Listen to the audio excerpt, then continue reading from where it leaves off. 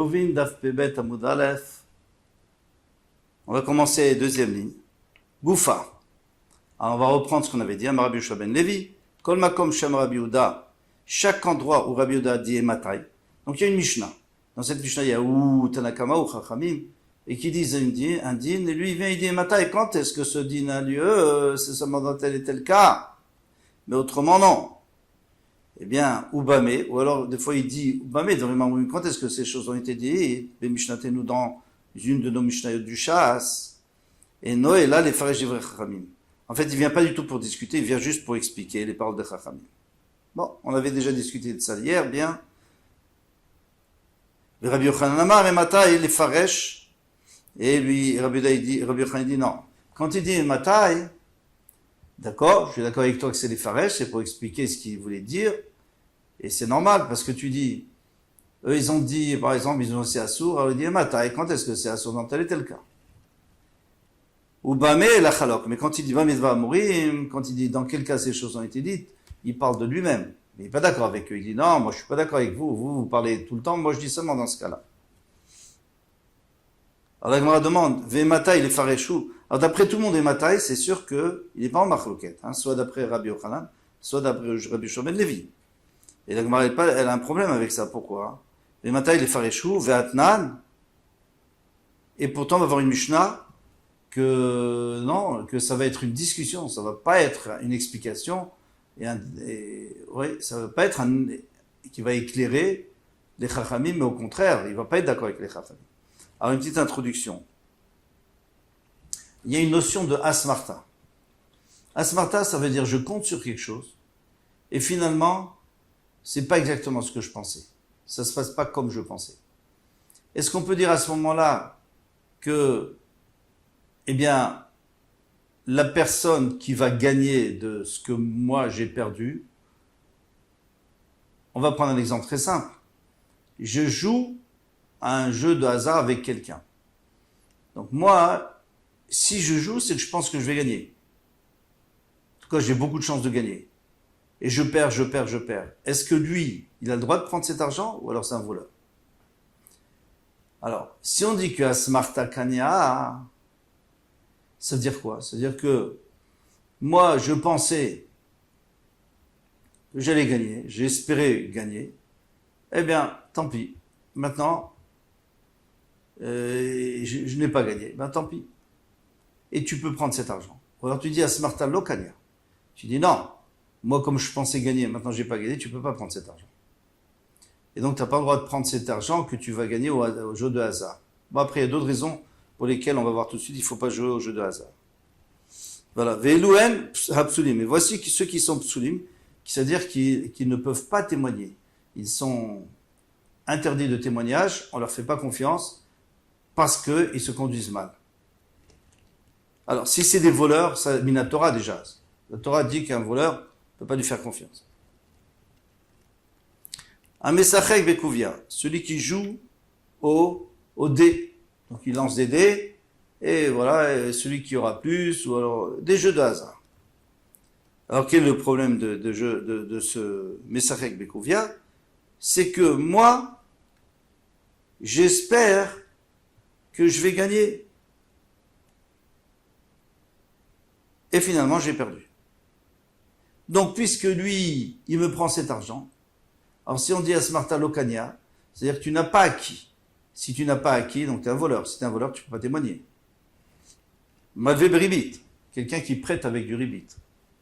Alors là, il y a un autre problème, c'est que comme quelqu'un est prêt à prêter avec du ribit, c'est-à-dire avec des intérêts, c'est pas un voleur parce que l'autre est d'accord, mais pas du tout un voleur. L'autre est d'accord de lui donner ses intérêts, mais il transgresse un issour de la Torah. Alors peut-être qu'il va aussi transgresser un issour de mentir. Et alors, quand on va lui dire de témoigner, il va témoigner à faux. Donc on ne peut pas lui faire confiance. Mafriché Yonim, c'est ceux qui font la course des pigeons, la course de chiens, la course de chevaux, et donc qui misent sur les chevaux, ça aussi. Alors ça, c'est exactement la même chose que le premier, que Mesachek Bekouvia, celui qui joue aux jeux de hasard. Sochar et Shvit, ça c'est encore un problème de Avera. La Torah dit que tu n'as pas le droit de vendre des fruits de Shemitah, et lui il les vend. Alors ça c'est comme Malvé Beribit, celui qui pète avec Ribit. En tous les cas, tous ces quatre-là sont pas sous l'aïdout. Amar Rav Yehuda, Ematai Bisman Shen Lo Umanut. Alors Rav Yehuda lui parle que sur les jeux de hasard, pas sur les cas où ils font des avéros. Lui, il dit, dans les cas de jeux de hasard, eh bien, Shen Lo Umanut, qu'il n'a pas un autre travail. Il fait que ça dans la vie. Il joue des jeux de hasard, c'est avec ça qu'il gagne sa vie. Il a un casino. Alors lui, on ne peut pas lui faire confiance. Aval, Yesh Lo Umanut Shelohim, mais s'il est, à part ça, il a un autre métier, il travaille, Arizé Kacher, il est caché. Pourquoi? Parce que lui, il pense qu'Asmarta Kanya. Lui, il pense que tu as misé, tant pis, tu as perdu, tu savais que tu pouvais perdre. Moi, j'ai acquis, j'ai rien volé. Seulement, le problème, c'est qu'à partir du moment où je ne fais pas de travail constructif, ça veut dire que l'argent d'autrui, elle m'importe peu. Je ne connais pas la valeur de l'argent. Parce que l'argent, en fait, je le gagne sur le dos des autres et je ne travaille pas. Ça ne s'appelle pas un travail. Et en plus, je ne vois pas l'importance de l'argent. Parce que quand vous avez travaillé toute une journée pour gagner tant et tant, eh bien l'argent, il prend de l'importance. Donc celui-là, on ne lui fait pas confiance. Et pour lui, c'est pas, s'il fait perdre un peu quelqu'un avec un faux témoignage, ça ne le dérange pas trop. Donc c'est ce qu'il dit Rabbi Yehuda. Il dit, si il n'a pas d'autre travail, mais si, à part ça, il est médecin, il est cordonnier, il fait un travail qui rajoute, qui construit le monde, qui aide le monde à exister, alors il connaît l'importance de l'argent et il connaît l'importance de ne pas prendre du prochain, donc on peut lui faire confiance. Vitana, la Bebraïta, et là-dessus on a enseigné dans la Braïta, ben shel lo umanut. Elahi. Les Khamim disent non, peu importe, qu'il n'ait pas un travail, il n'est pas un travail, ou ben shesh lo umanut, même s'il a un autre travail, Arezé Pasoul, il est Pasoul. Donc on voit très clairement que Rabbi Yehuda, pourtant, il avait dit quoi? Ematai, quand? Bisman. Alors, généralement, quand il dit Ematai, on avait un principe que tout le monde était d'accord. Quand on dit Ematai, ça veut dire qu'il est d'accord avec les Chachamim. Mais là, on voit une Braïta Mefourach qu'il n'est pas d'accord avec les Chachamim, parce que les Chachamim ne sont pas d'accord avec lui. Donc, ma réponse, Haïd et Rabbi Yehuda, Amaravi Tarfonhi. Quand est-ce qu'on dit que Rabbi Yehuda, il est cholek sur les Chachamim? Normalement, il est d'accord avec les Chachamim. Mais là où on a vu qu'il n'est pas d'accord avec les Chachamim dans la Braïta, eh bien, Détania, Amar Rabbi Yehuda, Mishum Rabbi Tarfon, Leolam, En Echad Mem Nazir, les fiches Nezirut et la Leafla. Donc c'est dans la Braïta que Rabbi Yehuda, lui, il est cholek sur les Chachamim, mais là-bas, on n'a pas parlé de Mataï. Là-bas, c'est juste une marloquette. Est-ce qu'on est d'accord ou on n'est pas d'accord? Les Chachamim ne sont pas d'accord. Et pourquoi? Parce que c'est au nom de Rabbi Tarfon. Et Rabbi Tarfon, d'où il a ça? D'où c'est que Rabbi Tarfon il pense comme ça? Il dit, moi je vois quelqu'un qui passe dans la rue, j'ai l'impression qu'il est peut-être un nazir. Alors on est en train de discuter. Il a des longs cheveux, est-ce qu'il les a toujours comme ça? Je ne sais pas, alors on discute, moi et mon ami, et on fait un pari. On dit, si lui il est nazir, alors moi je serai nazir. L'autre dit, si lui il n'est pas nazir, alors moi je serai nazir. Donc chacun fait un pari dessus. Et finalement, il y en a un qui a eu raison. Alors celui qui a eu tort, il doit être nazir ou il ne doit pas être nazir? Alors qu'est-ce qu'il dit Rabbi Tarfon? En echad même nazir. Personne n'est nazir. Les fichiers nazirut et la leafla. Parce que quelqu'un qui veut devenir nazir, il faut qu'il soit sûr. Il faut qu'il dise, moi, je vais être nazir.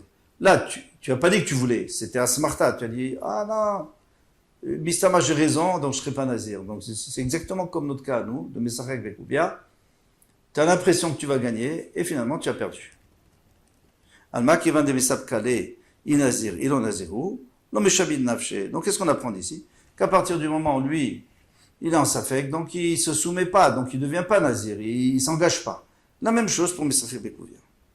Achadami qui vend des loyada ikane ilokane, logamaru makne. Ici aussi, et c'est pour ça, ici aussi pour celui qui joue au jeu de hasard, eh bien, il peut pas acquérir, parce que lui, il fait pas acquérir ce qu'il a. Celui qui a gagné au hasard, il ne peut pas acquérir de l'autre parce que l'autre, il n'a pas fait acquérir de plein cœur. Lui, il était sûr de gagner, maintenant il a perdu, alors il n'était pas d'accord. Donc, Asmarta Lokania. Donc, pour résumer, la Mishnah qu'on avait apportée au début, pour dire ceux qui sont psoulim, Messachek Bekouvia, ceux qui jouent au jeu des hasards, etc., Malbé Beribit, là, Rabbi Yehuda et les Chachamim sont d'accord. Ils sont d'accord puisque Rabbi Yehuda a dit Matai, quand est-ce que c'est? Dans le cas où il n'a pas d'autre travail. Mais si il y a un autre travail, tout le monde est d'accord qu'il n'y a pas de problème, il est caché la Edout. Ah, maintenant on avait apporté une Mishnah, et on voyait que les Chachamim n'étaient pas d'accord avec Rabbi Yehuda. Alors ça allait d'après Rabbi Tarfon, et lui Rabbi Tarfon il disait que on peut pas être connu, donc c'est-à-dire que c'est un voleur, et donc il n'est pas caché la Edout. En fait, Rabbi Tarfon ne lui avait pas parlé de ça, il lui avait parlé de Nézirut, mais on peut apprendre d'ici que c'était pour ça que là-bas, il y avait une marloquette. Les Chachamim n'étaient pas d'accord avec Rabbi Yehuda, mais c'est les Chachamim qui disent comme Rabbi Tarfon. On a fini le Perek Adran Alach Chalon, le Perek Chalon, on va commencer. Ketzad Meshtatfim Betrumin. Une petite introduction au nouveau Perek. Alors on a déjà appris, mais il faut le répéter, que celui qui veut sortir de la ville, donc il peut faire 2000 amot en dehors de la ville. S'il veut aller plus loin, il va falloir qu'il mette un hérouf. C'est une koula que les Chachamim ont instituée pour qu'il puisse sortir. Et ils ont permis que pour une mitzvah, on va voir dans la Mishnah, que pour une mitzvah, qu'il aurait le droit de sortir, et donc il peut faire 4000 amot. Mais à ce moment-là, il perdra les 2000 amot qui étaient derrière lui, donc derrière lui, derrière sa maison. Mais il gagne 2000 amot après le hérouf, là où il a déposé son hérouf. Pourquoi? Parce qu'on considère qu'il habite là-bas, c'est son pied-à-terre pendant Shabbat, donc il a 2000 amot des deux côtés, ça fait 4000 amot. Maintenant, ici on va voir comment est-ce qu'on peut faire profiter aux autres. Disons que tout le monde ne peut pas aller en dehors de la ville. Est-ce qu'une personne pourrait aller pour les autres? C'est un cas tout à fait fréquent dans un hôpital. Donc il y a un hôpital qui est un petit peu loin de la ville. Eh bien, il y a des gens qui vont être obligés d'aller à l'hôpital pour passer Shabbat, pour aller voir la famille, pour s'occuper de leur famille. Alors, est-ce qu'ils pourraient compter sur le hérouf, qu'il y a une personne donc, qui met une quantité suffisante pour tous les gens qui peuvent en avoir besoin? On imagine c'est pas difficile de faire des statistiques. On sait qu'il y a, disons, 100 personnes qui viennent tous les Shabbatot. Donc, il met il met une jarre de vin, dans laquelle il y a suffisamment pour 100 personnes, et il va leur faire acquérir. Mais attention, c'est un petit peu différent du Hérouf Chatzerot, parce que le Hérouf Chatzerot, c'était que du bien. Je veux dire, on lui permet de porter, c'est tout. Tandis qu'ici, on peut pas forcer quelqu'un. Il faut que la personne soit d'accord, parce qu'elle perd les 2000 amot de l'autre côté. Alors, Ketzad Meshatfim Betrumin, on commence la Mishnah. Comment est-ce qu'on fait pour être Meshatef, pour associer quelqu'un dans son trou? Maniach et Achavit. Donc il va déposer la jarre de vin, ou alors même de fruits. On a dit que pour Erovetrumin, n'importe quoi. Ça peut être de la confiture, ça peut être de l'huile. Omer, Arezé Lechol Neiri. Ça sera pour tous ceux de la ville, Lechol Miché. Alors attention, qui veulent sortir. Alors je précise qu'il faut qu'il y en ait assez pour chacun, mais c'est pas difficile, disons qu'on met de la confiture. De la confiture, en fait, on n'a pas besoin que ce soit 2 repas de confiture. Il faut que ce soit de la confiture qui puisse accompagner les 2 repas. Ou alors du vin qui puisse accompagner les 2 repas, etc. Ah pardon, j'ai sauté quelque chose. Tout celui qui ira pour consoler un endeuillé, bien que d'après Beth Shammai, on n'a même pas le droit pendant Shabbat, mais d'après Beth Hillel, on a le droit de le consoler, bien que ça nous fait de la peine, et c'est pour ça qu'on ne dit pas Mina Shammai Mtinu Chamou, mais on dit Shabbat yi mi lenachem ve nechama. Donc la nechama arrivera. Maintenant, on va au Levet HaMishté, ou alors pour réjouir un khatan, une kala, shiva brachot, etc. Mais en réalité, il faut ajouter que le Shulchan Aruch, il dit pour n'importe quelle mitzvah, on a parlé ici de 2 mitzvot, mais pour faire la tefila b'tzibour, pour étudier avec quelqu'un, pour écouter une dracha d'un rav, et même pour aller se promener dans un beau jardin qui est en dehors du trône de Shabbat, à condition qu'il n'y ait pas de pritzout là-bas, qu'il n'y ait pas un mélange de femmes et d'hommes, parce que dans ce cas-là, c'est pas les dvar mitzvah, c'est les dvar avera. Mais alors il faut que la personne qui veut y aller, eh bien il faut qu'elle prenne sur lui avant l'entrée de Shabbat. Mishiter shachasu, Mais si, lui, il dit après l'entrée de Shabbat, il dit, ah, au fait, moi, je voulais aussi aller, je veux compter sur ton Hérouv, c'est assaut pour Hachem, Mervin, Micheterchach, on ne peut pas faire un Hérouv à partir du moment où il fait nuit. D'accord? Alors, ici, on va voir toujours le problème de Brera, Yesh Brera ou En Brera. C'est-à-dire, est-ce que je peux rétroactivement dire c'est ce que je voulais? Eh bien là, Mishnah te dit clairement, non, tu peux pas. On va expliquer dans le Gemara. Amarav Yosef. En Mervin et la mitzvah, on peut faire un Hérouv Troumin seulement pour une mitzvah, Maïka Mashmalan. Il dit, qu'est-ce que tu viens nous apprendre? Tanina, on a bien vu les deux cas qui étaient dans la Mishnah, c'était une mitzvah. L'echol mishte yelech le beta avel ou le beta mishte. Alors il dit, Maoudete maoucha de mita katane. Peut-être qu'il a voulu enseigner le cas le plus fréquent, parce que quelqu'un ne quitte pas sa maison Shabbat pour autre chose que pour des mitzvot. Sinon, reste tranquille à la maison. C'est parce que tu veux faire une mitzvah. Alors, c'est pour ça que on aurait pu comprendre que la Mishnah vient de te parler d'un cas, des cas les plus fréquents, Kamash Malad, que non. Que même si quelqu'un a décidé qu'il veut pour autre chose qu'une mitzvah, il n'a pas le droit. Pourquoi il n'a pas le droit? Parce que, encore une fois, c'est quelque chose c'est une grande coula, parce que finalement, où je dors, où j'habite, dans ma maison, pas là-bas, c'est un pied-à-terre, c'est tout, et même pas. J'y suis même pas allé, j'ai envoyé quelqu'un. Et alors pourquoi ça marche? Parce que les Chachamim, ils ont été méqués, ils ont fait une coula, parce que de toutes les façons, d'après les Chachamim, bien qu'il y ait une marloquette avec Rabbi Akiva, eh bien, Troumin, Dera Banan, c'est que Midera Banan, qu'on a pour de sortir de Troum, Midoraïta, on aurait le droit.